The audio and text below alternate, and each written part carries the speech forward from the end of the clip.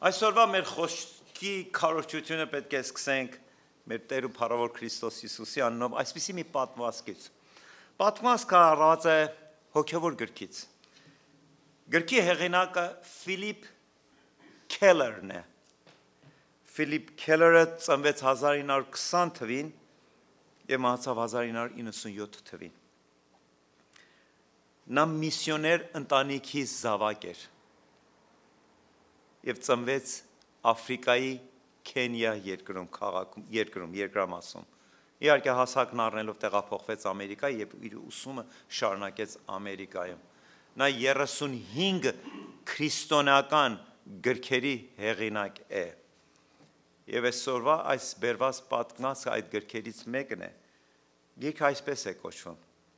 Lessons from a Sheepdog. Դաս, որ սովորեցի չոբանի շնից,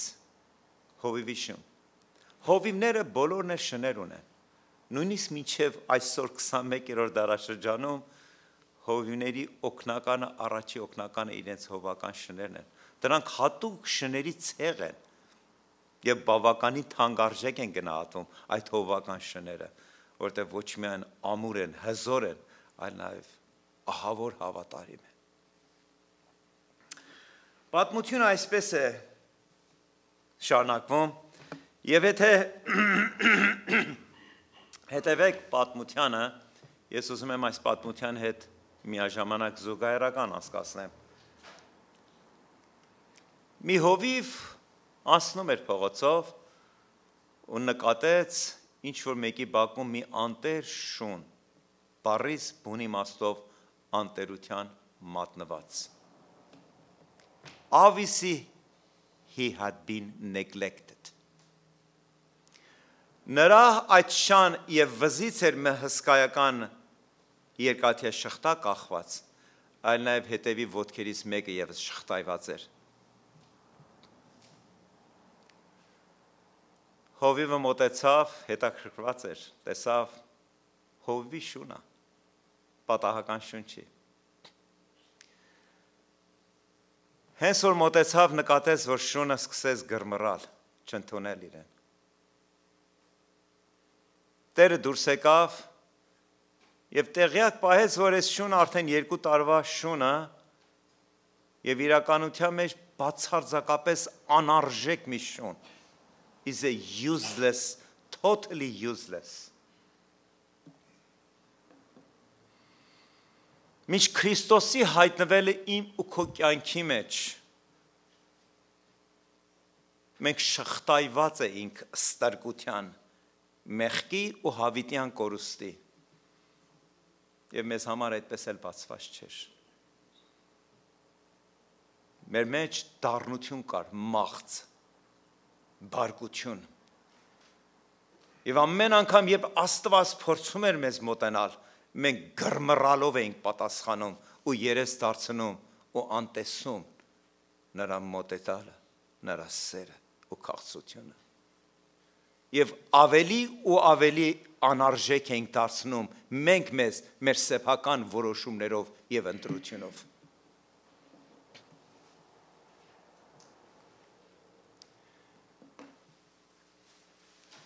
Այդ հովիվը գիտեր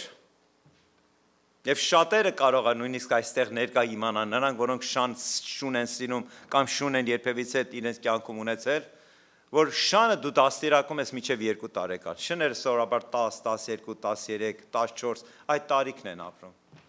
Եվ շանը դաստիարակում ես իր ծննդյան օրվանից մինչև 2 տարեկան։ Եթե դաստիարակեցիր, դաստիարակ, եթե չէ, նրա դաստիարակությունը համարյա թե դառնում է անհնարին։ Եվ հովիվը լսեց, որ Տերը ասեց նա արդեն 2 տարեկան շուն է ու ահավոր անդաստերակ եւ անարժեք։ Եվ հասկացա, որ նրան ունենալը ուղղակի գլխացավանք է։ Երբ Տերը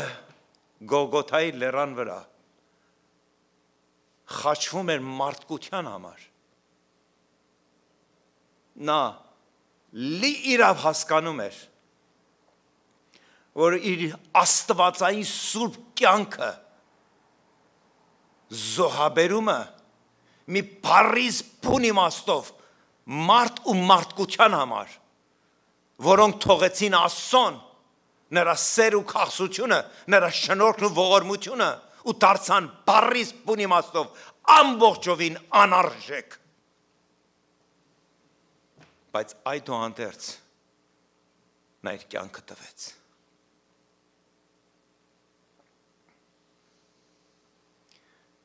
Հովիվ իմանալով, որ այդ շան մեջ ամեն ինչ կորցված է, բայց այդուհանդերձ որոշեց, որ իր տիրոջից վերցնի այդ շունը ու իր հետ տուն տանի։ Երբ տուն հասան, նրան իհարկե ձերբազատեց շղթաներից, նրա առջև դրեց մի մեծ աման ջրե աման ու մեծ աման կեր ուտելիք։ Բայց զարմանալի ձևով շունը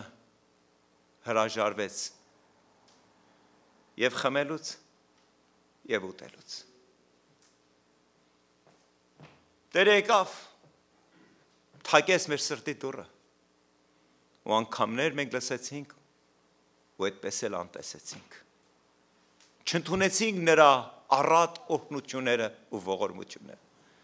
Ինչպես այս շունը չեր ընդունում այդ Տիրոջ, իր նոր Տիրոջ օրհնությունը։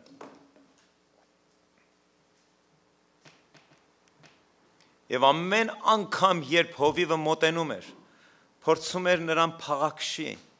եւ փորձում էր նրան հետ քաղցր խոսի, ինչի էր հանդիպում։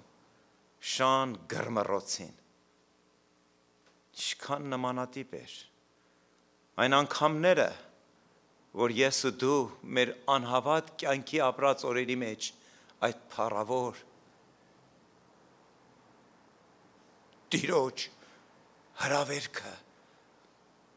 սրտի դրան զարկը գրմռալով էինք պատասխանում ու անտեսում ու մեծամտորեն ասում քեզ պետք չունենք, թող մեզ մենք մեր կյանքի տերն ենք և ուզում ենք ապրել ինչպես, որ մեր կամքը կցանկանա և Տերը ցավով ու տխրությունով դուրս էր գալիս մեր կյանքից։ Եվ հովիվը տեսնելով, որ ոչ մի կերպ չի կամ այս շան հետ լեզու գտնի, մի օր որոշեց ազատ արձակի, թողնի, որ շունը գնա, և այդպես էլ եղավ։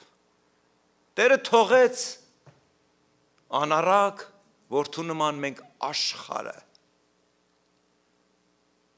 աշխարհի մեջ թավալվենք, այդ կեղտի, այդ աղբի, այդ անորոշության, այդ տխրության, այդ անհույսության, այդ պակասությունների մեջ կյանք ապրենք։ Ու հովիվ պատում ասում այն երկվարկյան, որ ես իրեն ազատ արձակեցի, այն եղնիկի նման, որ իր կյանքը փրկելու համար փախուստ է տալիս դեպի անտառ, ասում է մի երկվարկյան հետո նա անհայտացավ։ Ու անմիջապես հովիվ մտածեց իր մտքում, տեսնես երբևիցե այս շանը իմ կյանքում կհանդիպեմ մի կրկին անգամ։ Եվ անցան ամիսներ ու այդ շնից ոչ մի հետք չկար։ Եվ նա հաշտվեց այն մտքով, որ նրան անվերադարձ կորցրեց։ Մեկ-մեկ երբ մենք որ ճանաչելու ճաշակեն ենք նրա սեր ու քաղցությունը, ու երբ աղոթում ես ինչ-որ անհատ կամ անհատների համար, ու մտածում ես, որ անելանելի է, այս մարդը անդարձ կորած է, ինձ ու քեզ համար այո, բայց Տիրոջ համար ոչ։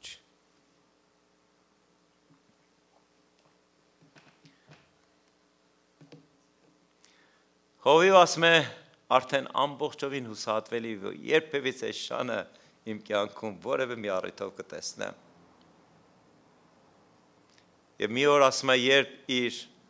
ոչխարներին էր այդ սարի լանջով արածեցնում, հանկարծ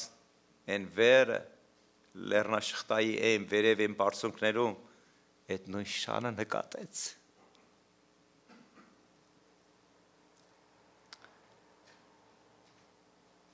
Նկատեց, որ շունը ուշադիր հեռվից նայ մեր է։ Հետևում իր շարժուծևին։ Ու կամաց մոտենում էր են։ Մոտեցավ։ Հովիվ ասում է իր տոպրակից հանեց մի քիչ ուտելիք եւ շպրտեց իր առջև։ Շունը վախեցած մոտեցավ, ուտելիք առավ ու փախուս տվեց ավելի հեռու ու այնտեղ սկսեց ուտել։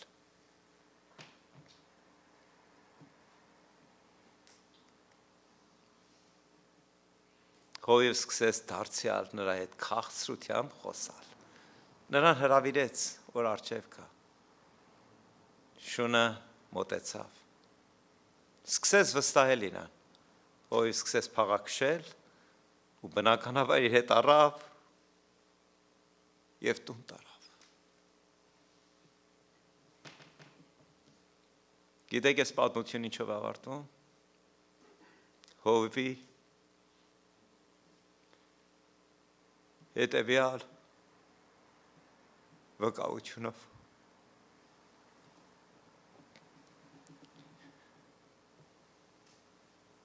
Ասма ես իմ կյանքում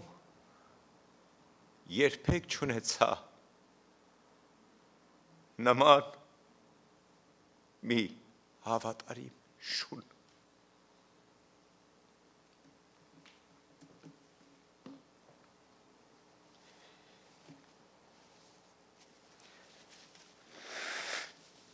Գաղտնիքը սրանում է, որ ոչ մի դպրոցում դու չես կարող սովորես։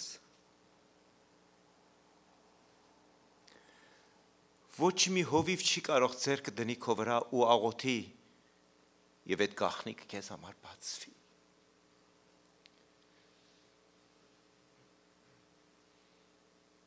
Այդ գաղտնիքը քո եւ քո Աստծո մեջ է։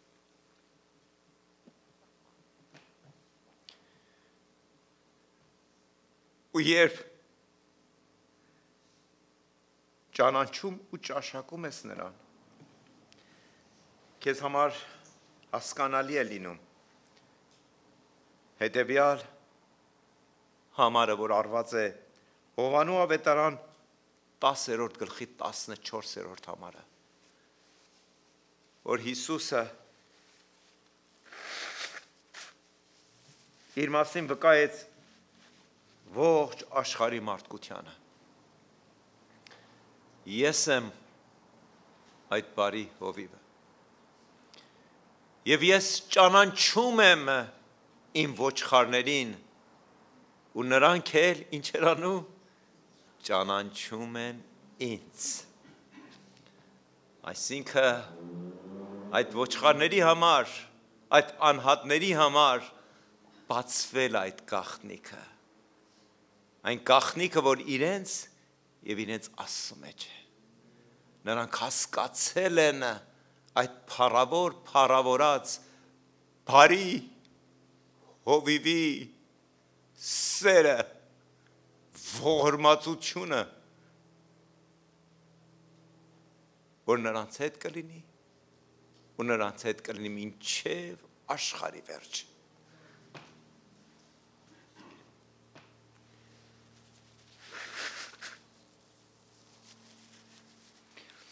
Ժամանակին, երբ մեզ համար այս գաղտնիքը չէր բացված, մենք ոչինչով չէինք տարբերվում այս աշխարհից։ Եվ այս աշխարհը, ինչպես ժամանակին նաև ես ու դու, նման հարցադրումներով էինք մոտենում։ Եթե Աստված կա, նման մարդկանց հետ հանդիպել ես, վստահ եմ հանդիպել ես։ Եթե չես հանդիպի, կհանդիպես, որ իրենց հարցադրումներ եւ որ ուզում են քեզի ոչնչացնել, քո հավատքը նսեմացնել, ասում են, եթե Աստված կա, այդ քո ասած, վկայած, ավետարանած Աստվածը ինչպես կարող է թույլ տալ, որ այս կյանքում այսքան նեղություն ու դժբախտություն ու հիվանդություններ ու պատերազմներ, ինչպես շատերը տեղյակ եք սրանից 2 օր առաջ Հայլանդում երկրաշարժը, որը վերջի տվյալներով 1700 զոհ է ունեցել։ Ինչպես կարող է թույլ տալ ու հատկապես գիտես ինչ են անում, այսպես մատը ուղղում են ու մտցնում են աշկիտ մեջ ու ասում են. նայիր քեզ քո քույր եղբայրներին դու քո Աստծուն եք պաշտում, ինչպես է հայտնվում ձեր կյանքում հիվանդությունը, գործն եք աշխատանքն եք կորցնում, նյութական դժվարություն եք ունենում, ընտանիքում դժվարություն եք ունենում, ձեզանից ոմանքը երեխաներ եք ունենում, անհնազանդ են գտնվում, հեռանում են, նեղության պատճառ են լինում դժվարությունների եւ այդպես շարունակ։ Եվ ասում են, եթե իսկապես Աստված լիներ, այդ Աստվածը թույլ չէր տա այս բոլոր նեղությունները ու դժվարությունները։ Ու վերջում գիտես ինչով են վերջում ավարտում իրենց այդ ամբողջ հայտարարությունը, and they are conclude that there is no God, եւ նրանք ամբողջացնում են։ Ուստի այս բոլոր վկայությունները, որ բերեցինք, ամբողջացնում ենք հետևյալով, որ Աստված չկա։ Եթե այս աշխարհի վրա արդարություն չկա, նեղությունները լեցուն են, ուրեմն Աստված չկա։ Գիտեք, համար որ մի քիչ առաջ ընթերցեցինք, ուզում եմ մի անգամ եւս արագ վերհիշենք։ Այնտեղ ասում է Աստված, ես եմ բարիովը, որ ես ճանաչում եմ իմ ոչխարներին։ Փառավոր լինի նրա հրաշք Աստվածային անունը, որ մեզ ճանաչում է, բայց դրանով չի ավարտում այս համարը։ Ու ասում է ու նրանք էլ ճանաչում են ինձ։ Սիրելիներս, մի քիչ առաջվա հարցադրումները, այո, իրական են։ Մենք չենք էլ փորձում կաքավի նման մեր գլուխը ավազի մեջ մտցնել ու մտածել, որ չտեսանք, չկա, տես բան չկա։ Այո, նեղություն կա, դժվարություն կա, հոգևորների համար էլ կա, մահ էլ կա, պակասություններ էլ կա։ Բայց հարցը, գաղտնիքը սրանում է, որ երբ որ դու ճանաչում ես այդ փառավորածին եւ ինքն է քեզ ճանաչում եւ այդ հաղորդակցությունը դառնում է ամբողջովին, նմանատիպ խնդիրները դառնում է ինչ ամեն մեկիս կյանքում գիտեք ինչ յուրահատուկ։ Այն ինչով որ եղբայրն է անցնում, ես չեմ անցնում։ Այն ինչ որ ես եմ անցնում, այն քուրը չի անցնում։ Եվ այդ գաղտնիքը գիտես ինչումն է, որ Աստված հայտնվում է մեր կյանքի մեջ, որպեսզի մեր պատասխանը մեզ տա։ Մարդիկ երբ որ նմանատիպ հարցադրումներ են գալիս ու վերջում եզրափակում են, որ Աստված չկա, նրանք մտածում են, որ այս ամբողջ տիեզերքը եւ այս հոգեվոր աշխարհը կարող են նմանացնել երկու գումարած երկու հավասարը 4-ի։ Դու պատասխան չունես։ Չէ, նման հարցադրումների համար մի ընդհանուր պատասխան չկա։ Ինչու՞, որտեվ ամեն մեկ անհատ Աստծո համար մի տիեզերքի չափ հարստությունը եւ ամեն մեկ անհատի համար Աստված իր յուրովի պատասխանը ունի։ Չկա ընդհանուր պատասխան ոչ մի իրավիճակի համար։ Որտեվ ամեն մեկս մի յուրահատուկ տիեզերք ենք, մի առանձնահատուկ անհատականություն մեր բնավորությամբ, մեր մտածելակերպով, մեր ապրումներով, մեր մտային աշխարհով, մեր կրթությունով, ամեն ինչով մենք յուրովի ենք եւ միայն Աստված կարող է այդ յուրովի մարդուն յուրովի ու անհատական պատասխան տա իր կյանքի իրավիճակների համար։ Դու Աստծուն չես կարող ընդհանրացնես։ Երբ որ Աստված բացվում ու հայտնվում է քեզ համար, դա քոնն է ու քոնն է մինչև որ կյանքիդ վերջի շունչը փչես։ Դա քո հարստությունն է, դա քո գանձն է, դա քո սկիզբն է ու մի ամբողջ հավիտենականությունը, որ հայտնվել է քո կյանքում։ Եվ զգուշացիր, որ չկորցնես նրան։ Քանզի Աստծո խոսքի մեջ կա եւ եղմար։ Կգա ժամանակ, որ կփտրեք, ու էլ չեք գտնի։ Այսօր գտել ես, ամուր պահիր, և քո բոլոր հարցումների համար նա պատասխան ունի, պատասխան, որ քեզ է պատկանում, քոնն է, եւ նա ուզում է, որ քեզ տա, ոչ թե կողքի քրոջը ու եղբորը։ Նրա համար էլ պատասխան ունի, մյուսի համար էլ, այն մյուսի համար էլ։ Այսպիսին է մեր փառավոր Աստվածը։ Եվ այդ 14 համարին հաջորդում է 15-րդ համարը։ Եվ ինչպես հայրն է ինձ ճանաչում, ես էլ ճանաչում եմ հորը։ Եվ իմ կյանքը տալիս եմ ոչխարների համար։ Այդպիսի մի Աստծո ես դու գտել։ Նա եկել է ու քո հոգու աշխարհի մեջ հայտնվել, որ իր լույսը սփռի քո մեջ եւ իր կյանքը քեզ հետ հաղորդակցության մեջ դնի։ Եվ այդ բոլորի համար իր կյանքը զոհաբերեց, որպեսզի իմ ու քո հետ անհատական հաղորդակցություն ունենա։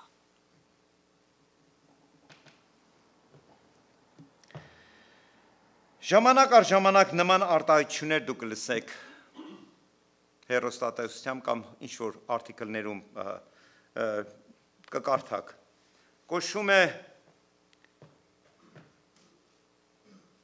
գլոբ։ Սա ստատիստիկան է, վիճակագրությունը, հատկապես ընտրությունների ժամանակ շատ կլսեք այդ բառը գլոբ, որը խոսում են ենթադրություն են անում, որ թեկնածուներից որը կընտրվի կամ նման իրավիճակներում ժողովրդի, այսինքն մի հատ ինստիտուտ էր, համալսարան, մի հատ կազմակերպություն էր, որ սրանից 1935 թվին այսպիսի մի անհատականություն Ջորջ Գլոբ, իր ազգանունն էր, Ջորջ Գլոբը հիմնադրեց։ Կազմակերպությունը կոչվեց The American Institute of Public Opinion։ Ինստիտուտը կոչվեց հասարակության կարծիքը։ Հասարակությունը ինչ կարծիք ունի այս թեկնածուների նկատմամբ կամ այս իրավիճակների նկատմամբ։ Նրանք տարիների փորձառությամբ ծրագրեր մշակեցին եւ միջոցներով կարողանում են ինչ անել։ Ասենք հազարավոր 5000, ես չգիտեմ իրենց ինչ, բայց կարողանում են ընդհանուր կարծիք հայտնել Ամերիկայի կարգավիճակի մասին։ Այսքանը բացատրությունից հետո ընդհանրեն ուղիղ սրանից 1 տարի առաջ այդ նույն գլոբը, որ հարցադրումներ էր արել մարդկանց, արդյունքը ապրիլ 15, 2024 թիվ։ Գիտեք ինչ էր եզրակացությունը, ինչ հարցադրում էր։ Հարցադրումը եւ եզրակացությունը հետեւյալ էր, որ Ամերիկայում մարդիկ ավելի քիչ են քնում, քան պետք է որ քնեն։ Այդպես է մարդը կառուցվել Աստծո հրաշք ձեռքի ստեղծագործությունը։ Ամեն մի մարդ, ամեն իր տարիքի համապատասխան նա ինչ-որ ժամանահատված պետք է քնի, որպեսզի իր ամբողջ ուժեր վերականգնի հաջորդ օրվա համար։ Եվ այդ վիճակագրությունը ասում է, որ մարդիկ Ամերիկայում քիչ են քնում։ Եվ ավելի խորը ուսումնասիրությունները հայտնաբերել են, որ մարդիկ ավելի քիչ են քնում, որովհետև մարդկանց մեջ ստրեսը, մտահոգությունը, մտատանջությունները ավելի ու ավելի է շատանում։ Եվ իմի հարցը առաջ է գալիս. ինչպես ձերբազատվենք այդ մտահոգություններից։ It is very important to deal with our stress now rather than later. Անչափ էական ու կարևոր, որտեղ լեցուն մարդկանց հետ դուք առիթ կունենաք եւ նույնիսկ ես ու դու կարող է նման մարդկանց շարքի մեջ ենք, որ երբ որ մտահոգություն ու ինչ որ հոգս է գալիս մեր կյանքում, գիտես ինչ ենք անում, ասում ենք անտեսենք ինք իրեն կանցնի։ Մտահոգությունը գլխացավանք չի, որ գա ու գնա։ Մտահոգությունը, մտատանջությունը, ստրեսը ավելի շատ քաղցկեղի նման է։ Ինչքան անտեսեցիր, նա չի վերանա, նա կմնա ու կտարածվի։ Եվ Աստված ուզում է, որ մեր մտահոգությունները ոչ թե անտեսենք, այլ բերենք նրա ոտքերի տակ։ Ու թողնենք, որ նա առնի մեզանից այդ մտահոգությունները, որ մենք ձերբազատվենք մեր այսօրվա ու վաղվա ու մեկ ամսվա հաջորդ օրերի ու ժամերի ու տարիների մտահոգություններ, որ այսօր ինչ անում տիրում է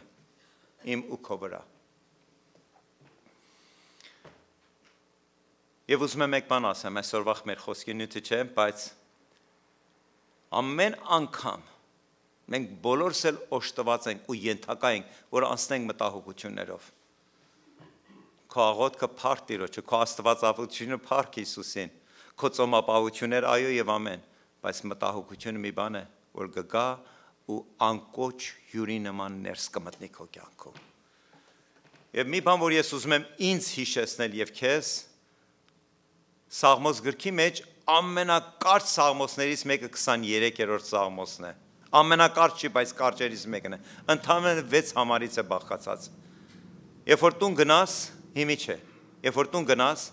մի անգամ եւս բացարա ու ընթերցիր համար առ համար։ Յուրաքանչյուր համարը խոսում է պատասխան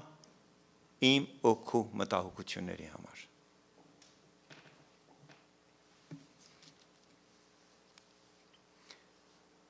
Կիրակնորյա դպրոցում ուսուցիչը երեխաներին հանձնարարեց, որ Սաղմոս 23-ը անգիրան են եւ հաջորդ կիրակի պատրաստվեն բեմ ելնելու ու արտասանելու։ Երբ հերթը հասավ Թամին, փոքրիկ Թամին չէր ասրել անգիրանել, չէր կարող ասել, ամեն կերպ փորձերը չէր հաջողվել։ Բարձացավ բեմ, բարձախոսը ձեռքն առավ ու բարձր ձայնով ասեց. The Lord is my shepherd and that is all I know. Աստված իմ հովիվն է, եւ ես միայն այս գիտեմ։ Եվ այդ մանուկ Թամին խոսեց մի ամբողջ մարդկության համար, բացարձակ ճշմարտություն, որ միակ բանը, որ մինչև հոգու խորքը ես ու դու պետքություն ունենք, ծալենք մի պահ ամբողջ վարդապետությունները, քարոզչությունները, խոսքերը, Աստված իմ հովիվն է, եւ սա է, որ ուզում եմ իմանալ ու գիտեմ ու հավատում եմ ու դրանով ապրում եմ։ Տերը իմ հովիվն է։ Եվ դու կարող ես այս սառիթ օգտագործես եւ վկայես. Տերը իմ հովիվս է։ Եվ ես կարոտություն չեմ ունենա։ Հասկանում եք։ Հենց առաջին համարից խոսում է իմ ու քո մտահոգությունների համար պատասխանը։ Երկրորդ համաշխարհային պատերազմից հետո, երբ ֆաշիզմի, գերմանական ֆաշիզմի այդ ամբողջ կասությունը կործանվեց, բնականաբար 4-5 տարվա պատերազմը թողեց բազում սոված ու կորցված որբեր։ Եվ ինչ արեցին։ Եվ ամերիկան եւ եվրոպական այդ կառավարությունները արագ կազմակերպեցին որբանոցներ եւ քյամփեր եւ այդ որբ երեխեքին հավաքեցին միտեղ, որպեսի չկործանվեն, մահվան չդատապարտվեն։ Նրանց հագցրեցին, մաքրեցին, լողացրեցին ու կուշտ կերակրում էին։ Բայց մի բան նկատեցին, երբ գալիս էր գիշեր, այդ երեխաները չէին կարողանում քնել։ Չէին կարողանում քնել։ Վախը, սարսափը, մտատանջությունները, they did not sleep well. Նրանց մեջ վախ կար։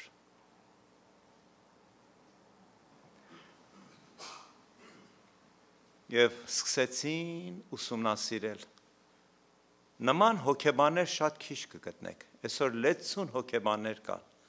բայց նման հոգեբան, որ կարողացավ պատասխան գտնել այս լուծումին, գլուխգործոց էր։ Եվ մի հոգեբան գտավ պատասխանը։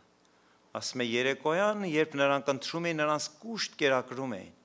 ու քնելուց առաջ ամեն մի երեխու մի հացի կտոր էին տալիս ու ասում էին, որ այս հացի կտորը քո բռունցքների մեջ կառնես քո ձեռքիդ մեջ ու դու չես ուտելու։ Եթե սոված ես, մենք նորան կկերակրենք, բայց ամբողջ գիշեր այս հացը քո բռունցքներից մեջ կքնես։ Երեխաների ենթագիտակցության մեջ այն վախը կար, որ նա վաղ առավոտ կարթնանա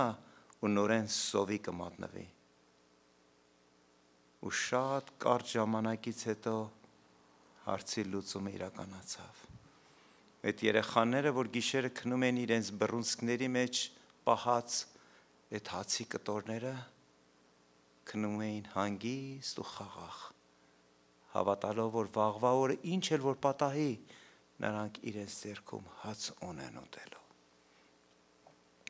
Եվ սա ակամայից գիտեք ինձ ինչ հիշեցրեց։ Հովանու ավետարան 6-րդ գլխի 35-րդ խոսքը։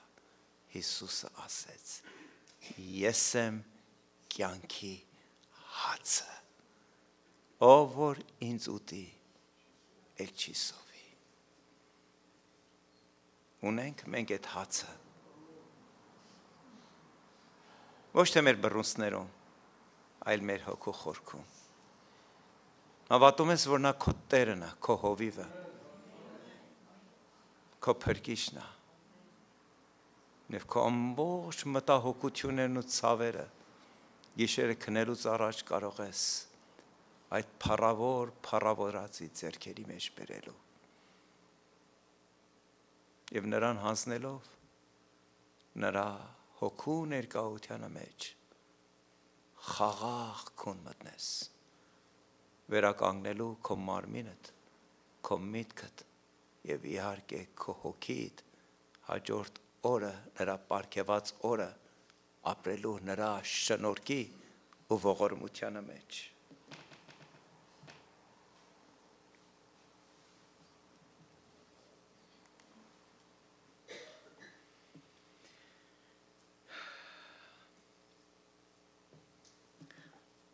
Առաջի Տիմոթեոս 3-րդ գլխի 15-րդ համարը պետք է ընթերցեմ,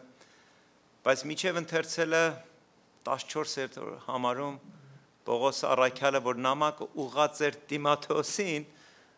բայց այսօր ամեն մեկս Աստծո տնի մեջ Տիմոթեոսներ ենք, որ Աստված ուզում է մեր մասին հոգ տանի,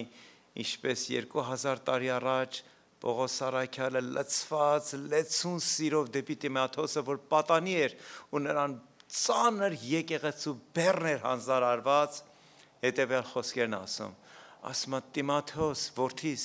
եթե չկարողանամ ու չհասցնեմ ու վիճակի չլինեմ գամ ու քեզի այցելելու,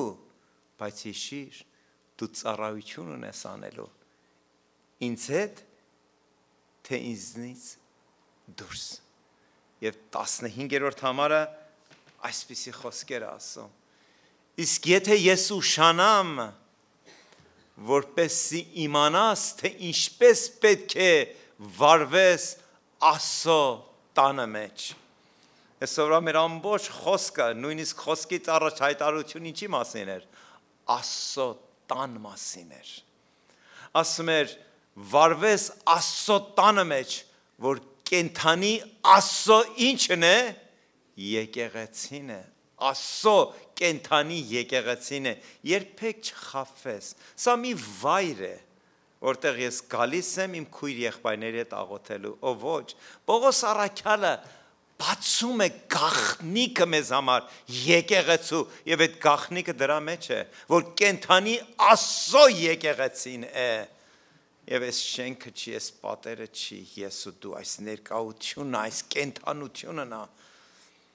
և եթե ամեն մեկս այդ հոգով գալիս ենք, որ մենք մասն ենք այդ կենթանի Աստծո եկեղեցու, մարմինը ամբողջանում է, բայց սրտի ցավով, եթե դու գալիս ես որպես հյուրը, գալիս ես առանց որևէ մտադրությամբ, առանց որևէ սպասումի, գալիս ես որպես սովորույթ, հավատքդ բարեկամս կրոն է տառել ու դու դեռ քնած ես։ Ոչ մեկիդ վրա քարեր չեմ շպրտում, այլ ինքս ինձ եմ հիշեցնում, որ ես եթե պակաս գտնվեմ, կհայտնվեմ նման իրավիճակում, նույնիսկ որպես եկեղեցու հովիվ։ Եթե դու գալիս ես եկեղեցի զուտը ինչ որ պարտականություններ կատարելու, հավատքդ մեռած է։ Իսկ եթե գալիս ես այս խոսքերը քո ամբողջ հոգուտ մեջ արծարծելով մտածելով, հավատալով, աղոթելով, որ սա կենթանի Աստծո եկեղեցին է ու ես գնում եմ, որ այդ կենթանի Աստծո հետ իմ քույր ու եղբայրներիս հետ միասին հանդիպում ունենամ, ուրեմն մարմինը ամբողջանում է, հարսը կառուցվում է, փեսեն կողքն է կանգնում, որպեսզի հարսանիքը իրականանա։ Տիրոջ տանը մեջ կենթանի Աստծո եկեղեցին է սյունը եւ հաստատությունը։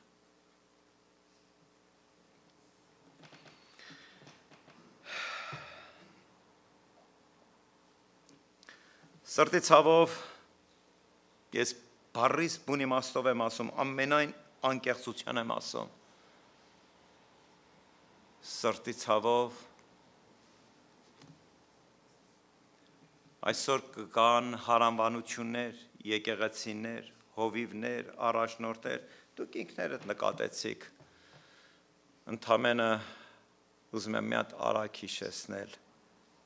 Այս ներկա նախագահի ձեռնադրության օրը այդ կնոջ կոչված եպիսկոպոսի քարոզչությունը։ Նման քարոզիչներ, հոգևոր առաջնորդներ եւ եկեղեցիներ այսօր Ամերիկայում ամենուր կան, որոնք արդեն ինչ էլ չեն քարոզում Հիսուսի աստվածությունը, որտեղ ոմանք չեն կարողանում ըմբռնել եւ հասկանալ եւ որպեսի եկեղեցու բոլոր ժողովրդին ինչ անեն գոհ իրավիճակում պահեն նրանք էլ չեն խոսում որ Մարիամը կույս էր որ Քրիստոսին հղիացավ Սուրբ Հոգու ներկայությունից նրանք էլ հատուկ չեն շեշտում որ միակ ճշմարտությունը Աստծո միածին որդի Հիսուս Քրիստոսն է, վահ, մեկ եկել է պատահական անցյալի բեքգրաունդ ունի իսլամի, բուդդիզմի, հինդուիզմի, կարող է վիրավորվի ցավը զգա, եւ ինչ են անում, եւ աստվածապաշտությունը եւ քրիստոնությունը ընդհանրացնում է, ընդհանուր, քումբայա, եկեք գրկենք, երգենք, բարենք, ուրախանանք, ամեն բան լավ է, հասկանալի է Եվ ցավալին, այն ինչ որ Պողոս առաքյալը մի քիչ առաջ խոսում էր եկեղեցու Աստծո հոգու զորության մասին, եկեղեցին կորցրել է իր պատկերը։ Այդ սյունը ու հաստատությունը չէ այլևս։ Նա խառնվել է աշխարհի հետ եւ փորձում է իր ժողովրդին, եկեղեցու ժողովրդի ամեն տեսականին ինչ անել, գոհ պահելու։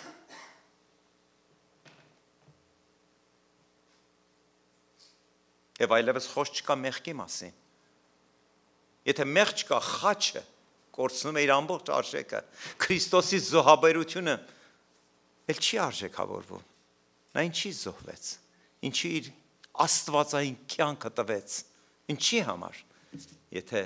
խոսք չկա մեղքի մասին, վերլուծություն չկա իմ ու քո կյանքի իրավիճակների մասին։ Եվ այսօր բնականաբար շատ ու շատ լեցուն մարդիկ փորձում են գտնել այնպիսի եկեղեցիներ, որ ուզում են լսել քարոզներ, որ ոչ թե իրենց սրտին, այլ իրենց ականջներին է հաճելի։ Նորեն ես չեմ պատրաստում որևէ մեկին մատնացույց անեմ, բայց եթե ցանկանում ես, կարող ես հետաքրքրվել ու կարող ես տեսնել հարանվանություններ, եկեղեցու առաջնորդներ, հովիվներ, քարոզիչներ, առաջնորդներ, որ նրանց խոսքի մեջ Քրիստոս բառը չկա, խաչը չկա, մեղքը չկա, ապաշխարությունը չկա, կյանք չկա, հավիտենականություն չկա, ամեն բան լավ է, ամեն բան գեղեցիկ է, էլի ոտքի գնա, խայլի, ուրախացիր, ամեն բան հաջող է լինելու, թող Աստված շնորհ անի մեզ, արթնացնի մեզ, որ մնանք այդ փառավոր Քրիստոս Հիսուսի շնորհքի ու ողորմության մեջ Քեզ կբերեմ այդ փառավորած Հիսուս Քրիստոսի ձեռքերի մեջ։ Ամեն։